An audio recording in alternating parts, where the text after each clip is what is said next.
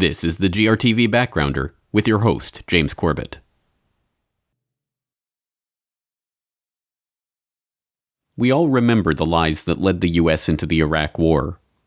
I don't think we ever said, at least I know I didn't say, that there was a direct connection between September the 11th and Saddam Hussein. Saddam Hussein aids and protects terrorists, including members of al-Qaeda.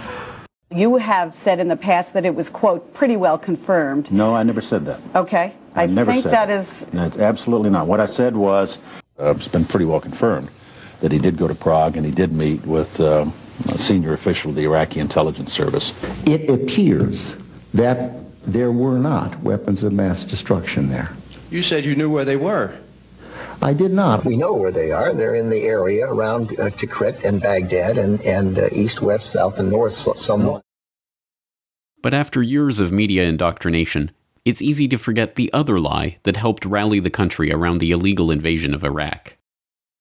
There is some indication, and I don't have the conclusions, but some of this anthrax may, and I emphasize may, have come from Iraq. Oh, is that right? If that may be the case, then that's when some tough decisions are going to have to be made too. When Iraq finally admitted having these weapons in 1995, the quantities were vast.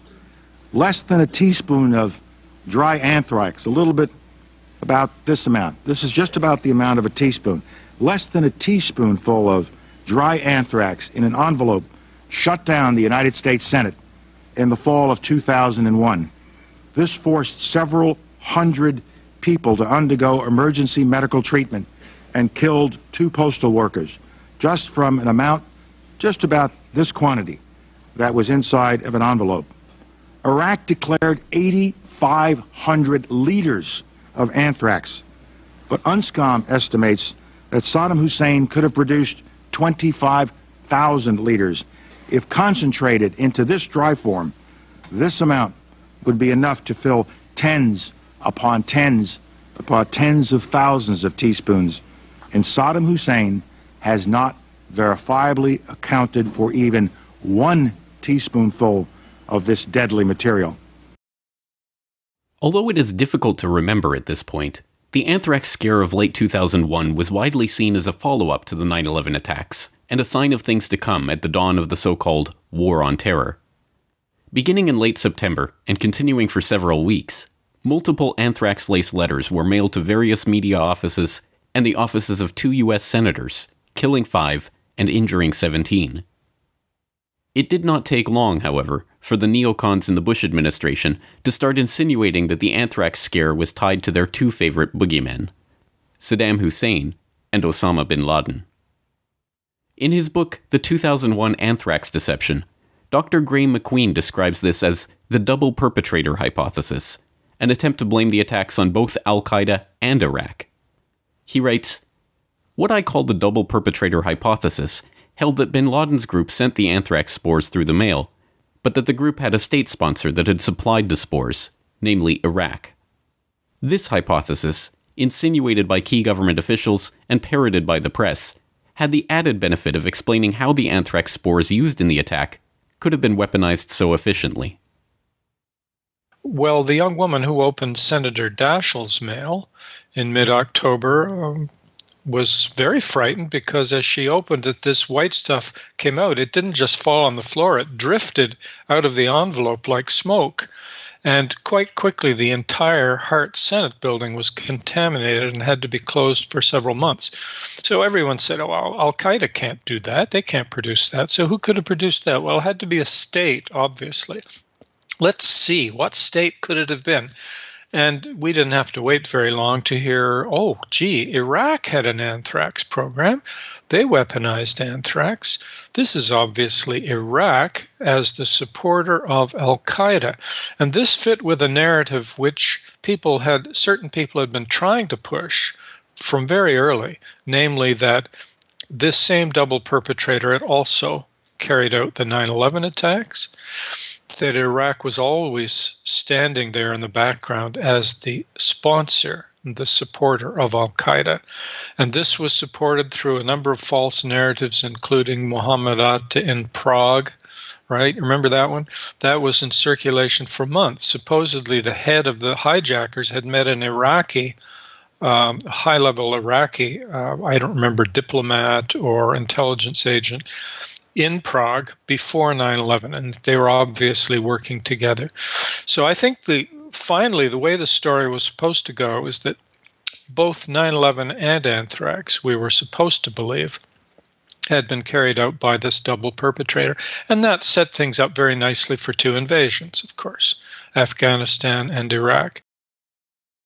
The story of Iraqi collusion with al-Qaeda sounded credible enough to an American public that had no familiarity with the Muslim world and was still reeling in shock from the attacks of 9/11. The only problem with that story is that it was a complete lie. When key government scientists came out to denounce the claim that the anthrax contained traces of bentonite, a signature of the Iraqi anthrax program, the Bush administration sought to distance itself from any direct connection between Saddam and the attacks. As filmmaker Robbie Martin explains in his documentary American Anthrax, however, that connection was reinforced to the public by way of a complicit corporate media. There was one particularly influential story from ABC News and Brian Ross. ABC's Brian Ross. Brian. Peter, from three well-placed but separate sources tonight, ABC News has been told that initial tests on the anthrax sent to Senator Daschle have found a telltale chemical additive whose name means a lot to weapons experts. It is called bentonite. Where for days and days on Peter Jennings and other shows, they claim that they were told by many sources inside the government that tests had found the presence of something called bentonite, which is the hallmark, they said, of the Iraqi biological weapons program. A substance which helps keep the tiny anthrax particles floating in the air by preventing them from sticking together. It's possible other countries may be using it too, but it is a trademark of Saddam Hussein's biological weapons program. It turned out that claim was totally false. There never was any bentonite found. It does mean for me that Iraq becomes the prime suspect as the source for the anthrax used in these letters. There was a concerted effort to try and link the anthrax in the public mind to Saddam Hussein and to Iraq specifically and Islamic radicalism more generally. Iraq continues to flaunt its hostility toward America and to support terror. The Iraqi regime has plotted to develop anthrax and nerve gas and nuclear weapons for over a decade. And so they were aware from the start that it was almost certainly a domestic source, and yet all kinds of factions within the government and out tried continuously to depict it as something that was likely coming from Iraq, and they continued to do that for several years, even when it was clearly established that it was almost certainly a domestic source. Martin points to disgraced ex-New York Times journalist and Iraqi WMD pusher Judy Miller as a particularly egregious example of how the media laid the groundwork for the campaign to tie Iraq to the anthrax letters. To me, one of the most extreme examples of this, though, is a reporter named Judith Miller, who I'm sure many people are familiar with, and Graham McQueen pointed me in the direction of a lot of bizarre connections to her and the anthrax attacks. She released a book on October 2nd called Germs, which spends about 1/3 of the pages in the book discussing Iraq's biological weapons program and the possibility of an attack here by an entity like al-Qaeda stealing biological weapons from a country like Iraq and using them to attack our population. Bentonite is also mentioned in her book as a characteristic of the Iraqi anthrax. And even weirder, Judith Miller, before 9/11, in June of 2001, was a volunteer in a bioweapons terror drill called Operation Dark Winter that was put on in part by former CIA Director James Woolsey. And James Woolsey is also one of the main people going out there after 9/11, pushing the idea that Saddam Hussein was behind the anthrax, and Richard Pearl was as well.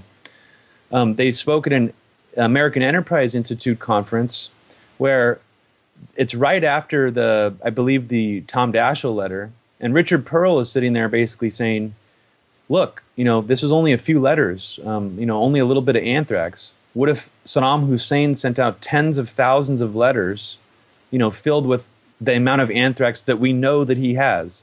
So they're already trying to, they're pushing very hard for this idea. And actually a guy stands up in the audience and he kind of says, after listening to you talk today, I wouldn't surprise me if this is sort of a Reichstag fire event that some right-winger here in this country is actually behind. He wasn't referring to like a right-wing super patriot, which is how people characterize Bruce Ivins. He was referring to neoconservative policymakers in D.C. that might have actually been behind it. As we now know, of course, the anthrax attacks were a false flag event. By early 2002, it was confirmed that the anthrax had sourced to the U.S. Army Medical Research Institute for Infectious Diseases at Fort Detrick, a key facility within America's own bioweapons program. Soon, suspicion fell on Stephen Hatfill, a person of interest identified by the FBI, who eventually won a $4.6 million lawsuit against the Department of Justice for falsely accusing him of his participation in the attacks and illegally leaking his identity to the press. The blame for the attacks was then pinned on Bruce Ivins, a researcher at Fort Detrick who conveniently died before the FBI could identify him or try him in court. The National Academy of Sciences and the Government Accountability Office have both cast doubt on the FBI's scientific investigation of the attacks, however, and a whistleblower within the FBI's own investigation has revealed that the Bureau is sitting on evidence that would exonerate Ivins. Whoever the perpetrator may have been, even accepting that Ivins was the attacker, it is a fact that the attacks were a false flag, using crudely forged letters to convince the American public that they were written by Al-Qaeda agents. And that false flag was aided by the government officials and corporate media talking heads who were happy to propagate this false story in the lead up to the war in Iraq. The legacy of that war remains with us today. The Middle East, including Iraq itself, remains in chaos, a direct result of the illegal invasion and occupation of that country. An invasion and occupation that was sold to the public on the back of brazen lies and outright fabrications. The blood of 1 million dead Iraqis stains the hands of those who lied the public into that war, and those who aided and abetted those liars. Meanwhile, the anthrax attacks themselves remain a case study in how a false flag event can be used to whip the public into hysteria and be led into supporting illegal wars of aggression. Anthrax investigation. Anthrax investigation. Anthrax exposure. Anthrax exposure. Anthrax tests. Anthrax tests. With anthrax scares. Anthrax scare. Anthrax spores. Anthrax spores. Anthrax strains. Anthrax strains. Anthrax hoax. Anthrax hoax.